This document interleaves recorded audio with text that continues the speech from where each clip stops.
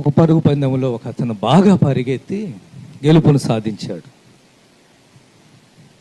నిజంగా అందరూ అనుకోలేదు అతను అంతగా పరిగెడతాడని, ఆ తర్వాత బహుమతిని, ఆ గిఫ్ట్ను పొందుకుంటాడని. ఆ ఊరు జనమే ఆశ్చర్యపోయారు.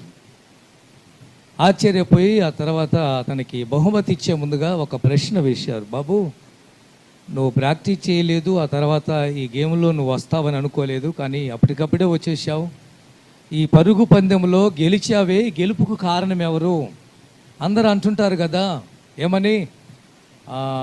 ఒక మగాడి వెనక, చెప్పండి, ఒక మగాడి వెనక ఒక ఆడపిల్ల ఉంటుందని అంటుంటారు కదా. నీకు కూడా ఎవరైనా ఉన్నారా? పరుగు పందెంలో ఎలా గెలిచావు అని అంటే, మీరు చెప్పిందే నిజమండి, ఒక మగాడి వెనక ఒక ఆడది ఉంటుందన్నారుగా మీరే. నా వెనక కూడా ఒక ఆడది ఉంది. ఆమె ఎవరో కాదు ఇంకెవరై ఉంటారు? నా భార్యేనండి. వాస్తవానికి నేను ప్రాక్టీస్ చేసింది లేదు పరుగు పందెంలో. గెలవటానికి అసలు కారణం ఏంటో తెలుసా? నా భార్య నా వెంట పడుతున్నప్పుడు పరిగెత్తడం నేర్చుకున్నాను. ఏంటి? నా భార్య నా వెంట పడుతున్నప్పుడు పరిగెత్తడం నేర్చుకున్నాను.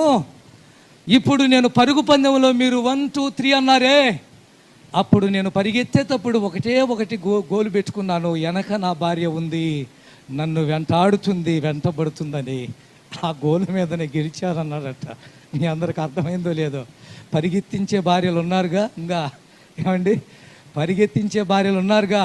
ఈ 40 రోజులు పరిగెత్తించడానికి వీల్లేదు. మీరు ఏమండి, మానేయాలి. మీ భర్త మీతో పాటు రావాలి.